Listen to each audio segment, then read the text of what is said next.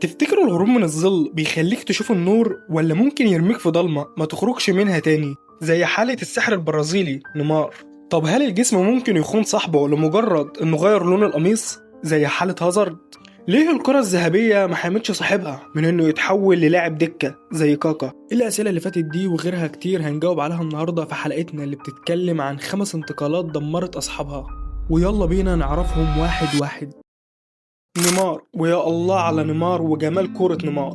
أظن إن كلنا متفقين إن نيمار عنده موهبة عظيمة وإن هو الوريث الشرعي للساحر رونالدينيو وللمتعة البرازيلية عموما. نيمار بدأت قصته في الكورة من وهو عنده 11 سنة في أكاديمية سانتوس. نيمار في سانتوس ما كانش مجرد ناشئ، ده كان براند وصيته كان واصل لأوروبا. تخيل إن ريال مدريد حاول يوقع معاه وهو عنده 14 سنة، بس إدارة سانتوس كانت واقفة لهم بالمرصاد عشان تحافظ على موهبتها الأبرز نيمار ديلا سونتو جونيور. نيمار بدأت رحلته مع الفريق الأول في 2009 وهو عنده 17 سنة، وخلال 4 سنين قضاهم مع نادي سانتوس لعب فيهم حوالي 225 ماتش وسجل 136 هدف، أرقام مرعبة لجناح في السن ده. أهم إنجاز لنيمار مع نادي سانتوس كان تحقيقه لكاس الليبرتادوريس في موسم 2011-2012، واللي ما يعرفش قد إيه الإنجاز ده عظيم فنادي سانتوس محققش الكاس ده من أيام بيليه في موسم 63، وفي نفس السنة دي بياخد جائزة بوشكاش لجائزة أجمل هدف في الموسم. وعشان الأرقام دي كان لازم ولا بد أندية الصفوة تتنافس عليه في أوروبا، وفعلا ده اللي حصل. وبتكون الخناقة بين اتنين وهما الريال وبرشلونة، أعلمين فيهم اللي هيضم الموهبة الأبرز في العالم، بس برشلونة هي اللي بتنتصر وبيظفروا بخدماته في 2013 وكان عنده وقتها 21 سنة. وشفنا مع وصوله لبرشلونة إن الثلاثية التاريخية لبرشلونة هتكون اكتملت، لأن نيمار ميسي سواريز مع بعض هيكونوا MSN. نيمار في الفترة دي نقدر نقول إنه وصل للبرايم بتاعه وقدر إنه يحقق كل حاجة بالمعنى الحرفي، سواء جماعية أو فردية، إلا حاجة واحدة بس وهي الكرة الذهبية. ودي اللي بسببها بيدعي نيمار انه خرج من برشلونة، لانه ادرك انه طول ما هو في ظل ميسي مش هيقدر يحقق الكرة الذهبية، وعشان كده كان لازم يخرج لباريس. وفترته في باريس سان جيرمان نقدر نلخصها كالاتي: اصابات، انخفاض في المستوى، انهيار في البدني، انهيار ذهني، واداء كارثي لا يمت بصلة لنيمار اللي احنا عارفينه، لحد ما ادارة باريس بتقرر انها تسيبه مجانا يروح للهلال السعودي. ويا ترى مع الهلال عمل اي حاجة؟ لا، ما عملش، وقضى الموسم كامل مصاب بالصليبي، والموسم اللي بعده بيتم فسخ العقد بالتراضي بين الطرفين، وبيرجع تاني لنادي الأم نادي سانتوس، وحاليا بينافس معاهم على الهبوط. وبيتحول نيمار من لاعب موهوب للاعب عبارة عن دليل قاطع على إن الموهبة مش كل حاجة، وإن العقلية أحيانا بتفرق. برأيك لو كان نيمار كمل مع برشلونة كان هيقدر يحقق الكرة الذهبية ولا لأ؟ يا جماعة، لو قصة الساحر نيمار زعلتكم فتعالوا معايا أعرفكم على قصة الساحر البلجيكي إيدن هازارد. احنا بنتكلم عن لاعب كان بيخلي اقوى مدافعين في العالم شكلهم يضحك. هازارد مع تشيلسي ما كانش بس لاعب حريف، لا ده كمان كان ساحر ماشي على الارض، تضربه وتكسره توقعه عادي، يقوم يلم الكوره ويرقصك تاني ولا كأن اي حاجه حصلت. احنا كنا بنشوف في ميكس غريب بين مهارات ميسي وقوه رونالدو في الاحتفاظ بالكوره. وبلغه الارقام هازارد لعب مع تشيلسي 352 ماتش، سجل فيهم 110 وصنع 92، ارقام خرافيه ومحترمه لجناح. هازارد كان شايل حمل تشيلسي على كتافه ل7 سنين كامله، خد معاهم الدوري مرتين واليوروبا ليج مرتين، وكان هو افضل لاعب في انجلترا. احنا كنا بنشوف لاعب ما بيغيبش عن ماتش واحد بسبب الاصابه، حديد يا جدعان. بس على ما يبدو كده ان الحديد صدى. في 2019 هازارد بيقدر يحقق حلم طفولته، انه يروح لريال مدريد عشان يتدرب تحت ايد قدوته زين الدين زيدان. احنا وقتها قلنا خلاص مدريد لقت اللي هيعوض رحيل الدون. يوم تقديمه في السانتياغو برنابيو كان يوم تاريخي، حضر في الملعب اكتر من 50,000 مشجع لمدريد. لحظه جميله مش كده؟ لا مش كده خالص. اللحظة دي من بعدها مش هيشوفوا النور تاني، وحلمه هيتحول لكابوس عليه. الراجل مع مدريد ما جاش بالمعنى الحرفي، ونفس سيناريو نيمار مع باريس بيتكرر، هو نفس الإصابات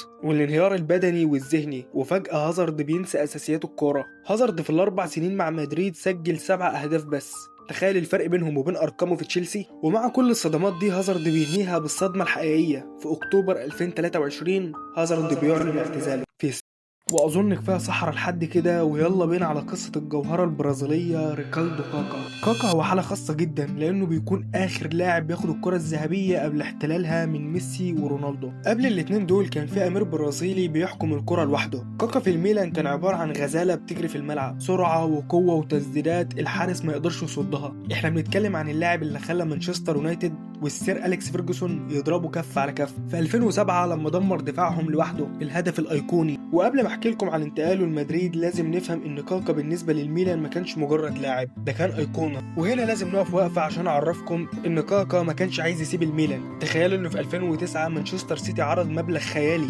بقيمة 100 مليون يورو والميلان فعلا وافق وقتها، بس كاكا رفض. لكن في الصيف الأزمة المالية تفاقمت على الميلان والميلان ضغط عليه علشان يقبل عرض الريال، وفعلا مش عشان ينقذ النادي ماديا بس ما كانش عارف انه رايح يدفن نفسه فنيا. كاكا وصل مدريد في نفس الصيف اللي وصل فيه رونالدو والناس كانت مستنية ثنائية الأحلام، بس القدر كان كاتب سيناريو تاني خالص. كاكا سافر اسبانيا وهو شايل معاه وجع في ركبته وفي منطقة الحوض، اصابته كانت محتاجة راحة بس هو كان لازم يضغط على نفسه عشان يحقق حلمه وحلم بلده في كأس العالم 2010. وبعد البطولة دي ما شفناش كاكا في مدريد، احنا شفنا شبح ليه. كاكا تحول من افضل لاعب في العالم الى لاعب مش قادر يعمل سبرنت واحد من اللي كان بيعملهم في السان سيرو، واحساس العجز ده هو اللي دمر كاكا نفسيا قبل ما يدمره بدنيا. وفي الاخر كاكا ملقاش حل غير انه يهرب من جحيم مدريد الى بيته القديم، بس حتى الرجوع ما صلحش اللي اتكسر، والزمن كان ليه احكامه على الجوهرة ريكالدو كاكا، وقصته بتنتهي في يونيو 2014.